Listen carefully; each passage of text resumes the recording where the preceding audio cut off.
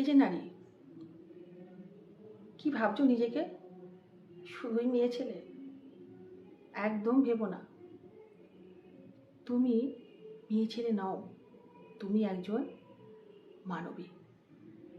নিজেকে চিনতে শেখো। নিজেকে কিভাবে চিনেছো বলো তো?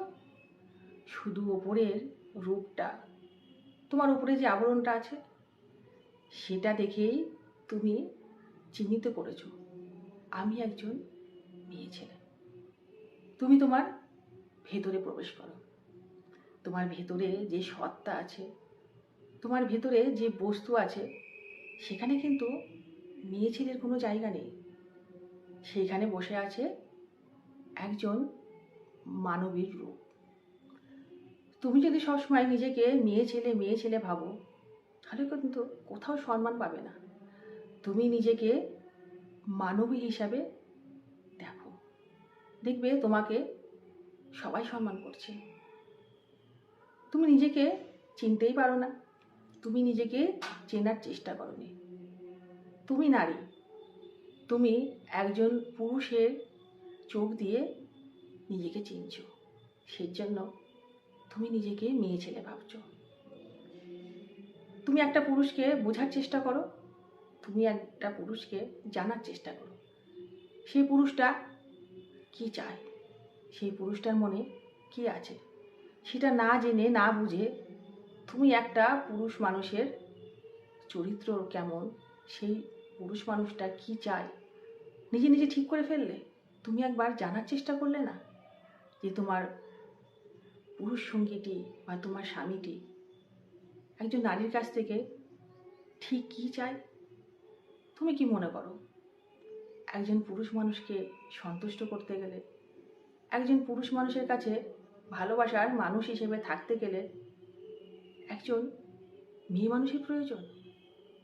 তুমি যদি সেটা ভেবে থাকো, তাহলে মনে রেখো নারী, তুমি কোনো দিন কোনো পুরুষের কাছ থেকে মানবী সম্মানটা পাবে না। তুমি শুধুমাত্র পিপাসা মেটাতে জানো, তৃপ্তি আনতে জানো না। তোমাকে নিয়ে যদি কেউ তৃপ্তি না পায়, তাহলে তুমি যাকে যা পান করাচ্ছ সেটা মনে রেখো বিষ সমতুল্য।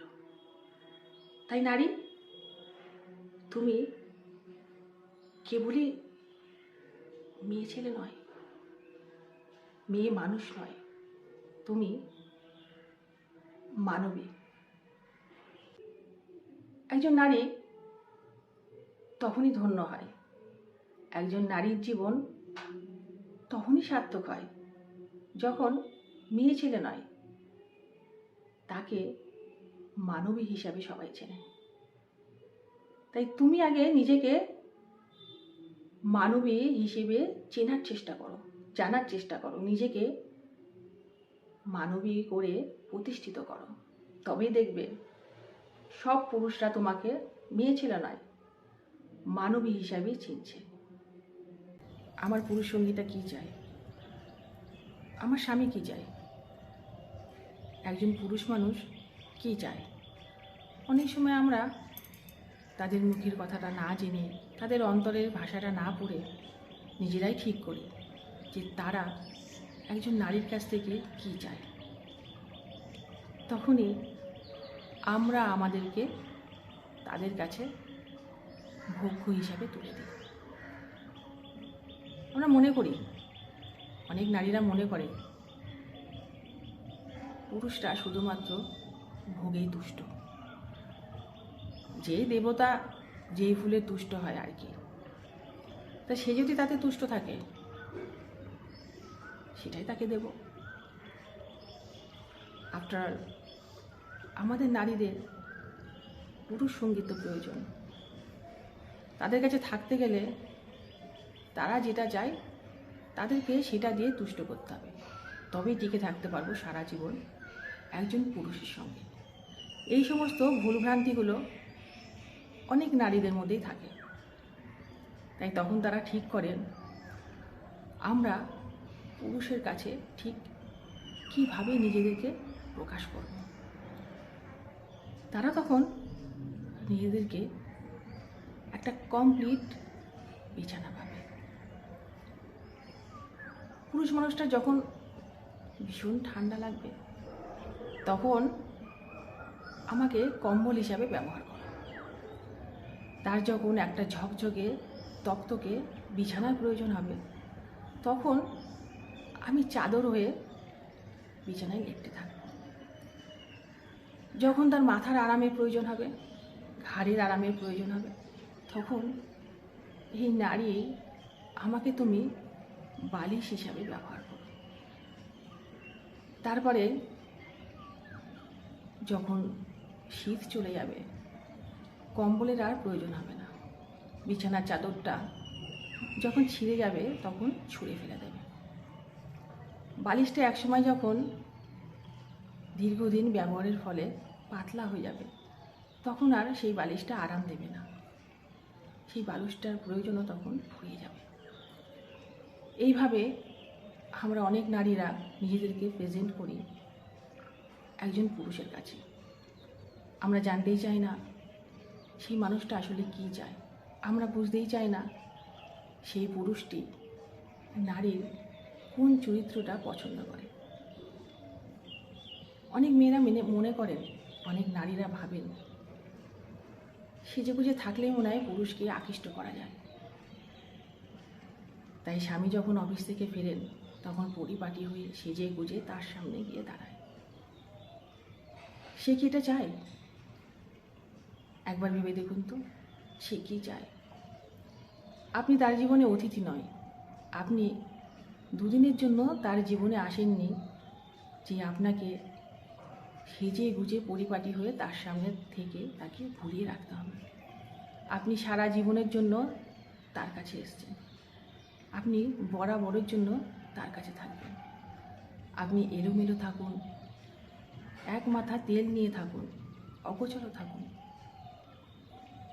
অপরিষ্কার থাকুন, দেখুন না সেই পুরুষটি এই নারীকেই পছন্দ করবে। এটাই নারীর ভেতরের রূপ।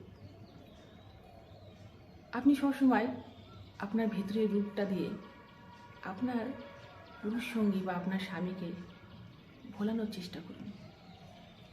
একটা কথা মনে রাখবেন, পুরুষকে কখনো বশ করা যায় না।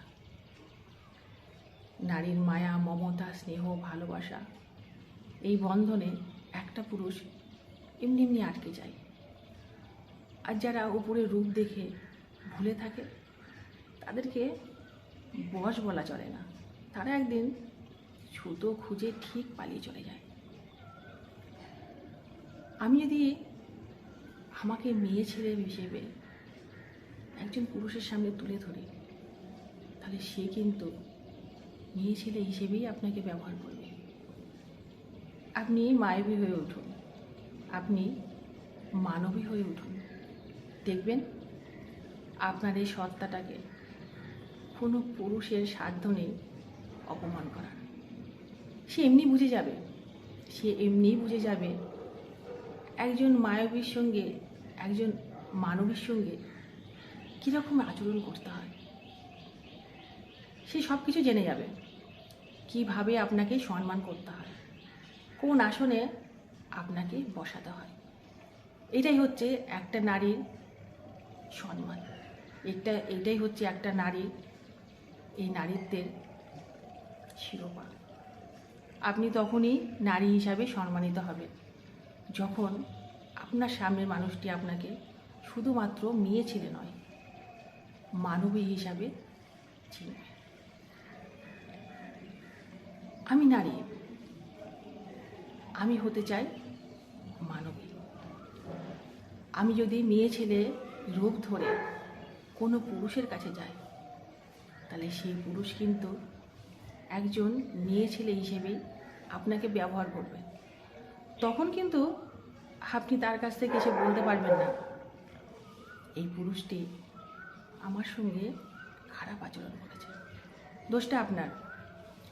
নিজেকে সম্মানে রাখুন, নিজেকে মানবী হিসেবে সবার সামনে তুলে ধরুন। মেয়ে ছেলে নয়, মেয়ে ছেলে কথাটা কিন্তু একটা গালাগাল।